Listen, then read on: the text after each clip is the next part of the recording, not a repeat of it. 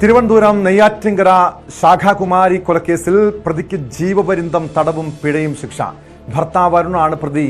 Neyyattinkara additional ജില്ലാ കോടതി judge AM ബഷീറാണ് ശിക്ഷ വിധിച്ചത്. 2020 ശാഖാകുമാരി കൊല്ലപ്പെട്ടത്. തിരുവനന്തപുരത്ത് നിന്ന് ഡാൻ കുര്യൻ ചേരുന്നുണ്ട് വിവരങ്ങളുമായി. ഡാൻ, 52-കാരിയായ ശാഖാകുമാരിയെ 28 വയസ്സുള്ള അരുൺ വിവാഹം കഴിച്ചത് അവരുടെ സ്വത്ത് തട്ടിയെടുക്കാൻ വേണ്ടിയായിരുന്നു. പിന്നീട് ക്രൂരമായ രീതിയിൽ അവരെ കൊലപ്പെടുത്തുന്നു. ഈ സംഭവം നടന്ന് 5 വർഷത്തിനിപ്പുറം ശാഖാകുമാരി കൊലക്കേസിൽ വിധി വന്നിരിക്കുകയാണ്. ശിക്ഷാവിധിയുടെ വിശദാംശങ്ങൾ.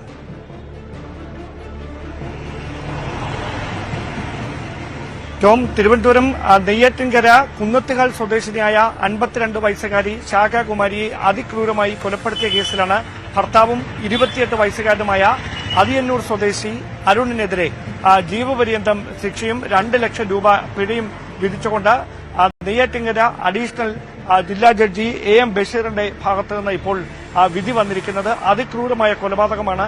2020 ഡിസംബർ മാസം 25-ാം തീയതി ക്രിസ്മസ് രാത്രിയിൽ ഈ സ്ഥലത്ത്, അതായത് ഇവരുടെ വീട്ടിൽ വെച്ച്, ഈ ശാഖാകുമാരിയുടെ വീട്ടിൽ വെച്ച് നടന്നത്. 2020 ഒക്ടോബർ മാസത്തിലായിരുന്നു ഇവർ തമ്മിലുള്ള വിവാഹം. അതായത് 52 വയസ്സ് വരെ വിവാഹം കഴിക്കാതെ ജീവിക്കുകയായിരുന്നു ശാഖാകുമാരി. പക്ഷേ വലിയ സ്വത്തിനുടമയായ ശാഖാകുമാരിക്ക് അത് തന്റെ സ്വത്തുക്കൾ കൊടുക്കാനൊരു പിന്തുടർച്ചക്കാരനെ വേണമെന്ന ആഗ്രഹത്തിലാണ്, ഒരു കുഞ്ഞിനെ വേണമെന്ന് ആഗ്രഹിച്ച് ഈ 28 വയസ്സുകാരനുമായി പ്രണയത്തിലാകുകയും പിന്നീട് ക്രൈസ്തവ മതവിശ്വാസ പ്രകാരം ഇവരുടെ വിവാഹം നടക്കുകയും ചെയ്തത് ഒക്ടോബർ 29-നായിരുന്നു. 2020 ഒക്ടോബർ 29-നായിരുന്നു ഇവരുടെ വിവാഹം നടന്നത്. ഈ അരുണിന്റെ ഭാഗത്തുനിന്ന് ഒരു സുഹൃത്ത് മാത്രമാണ് ഈ വിവാഹത്തിൽ പങ്കെടുത്തത്. വിവാഹം അതീവ രഹസ്യമായി സൂക്ഷിക്കണമെന്നും 50 ലക്ഷം രൂപയും 100 പവൻ സ്വർണവും തനിക്ക് പാരിതോഷികമായി നൽകണമെന്നുമൊക്കെയായിരുന്നു ആവശ്യം. വിവാഹത്തിന് മുൻപ് തന്നെ പണവും അതോടൊപ്പം തന്നെ വാഹനങ്ങളുമൊക്കെ ശാഖാകുമാരിയുടെ കൈവശം നിന്ന് കൈപ്പറ്റിയ പണം ഉപയോഗിച്ച്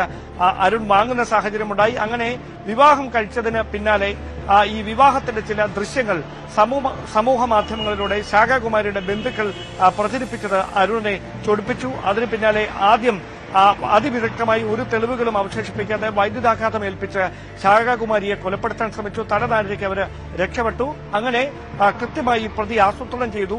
ക്രിസ്മസ് ദിവസം 2020 ഡിസംബർ 25 രാത്രി അവരുടെ ബന്ധുക്കളെല്ലാം ഒരുമിച്ച് കൂടി ഉള്ള ആഘോഷങ്ങൾക്കൊക്കെ ശേഷം ബന്ധുക്കൾ മടങ്ങിയതിന് പിന്നാലെ പുലർച്ചെ 1:30-യോടെയാണ് കിടപ്പുമുറിയിൽ വെച്ച് തലയണ ഉപയോഗിച്ചുകൊണ്ട് ബലം പ്രയോഗിച്ച് ശാഖാകുമാരിയെ ശ്വാസം മുട്ടിച്ചത്. അങ്ങനെ ബോധം കെട്ട ശാഖാകുമാരിയെ താഴെ ഡൈനിങ് ഹാളിൽ നിന്ന് അടുത്തേക്ക് എത്തിച്ചു. അവിടെ ഷോക്കേസിനുള്ളിലെ ഒരു സോക്കറ്റിൽ നിന്ന് വയറുകൾ എടുത്ത് ഇവരുടെ കൈത്തണ്ടയിലും മൂക്കിലും ഘടിപ്പിച്ച് വൈദ്യുതാഘാതം ഏൽപ്പിച്ച ക്രൂരമായി ശാഖാകുമാരിയെ കൊലപ്പെടുത്തുകയായിരുന്നു. അതിനുശേഷം ഇതുമായി ബന്ധപ്പെട്ട Vellarada police inspector M Sreekumar നടത്തിയ അന്വേഷണമാണ് ഈ പ്രതിയെ കുടുക്കുന്ന തരത്തിലേക്ക് എത്തിയത്. എന്തായാലും ദാരുണമായ ഒരു കൊലപാതകത്തിലാണ് ഇപ്പോൾ ജീവപര്യന്തം തടവ് ശിക്ഷ വിധിച്ചുകൊണ്ട് 2 ലക്ഷം രൂപ പിഴയിട്ടുകൊണ്ട് നെയ്യാറ്റിൻകര അഡീഷണൽ ജില്ലാ ജഡ്ജിയുടെ ഭാഗത്ത് നിന്ന് വിധി വന്നിരിക്കുന്നത്.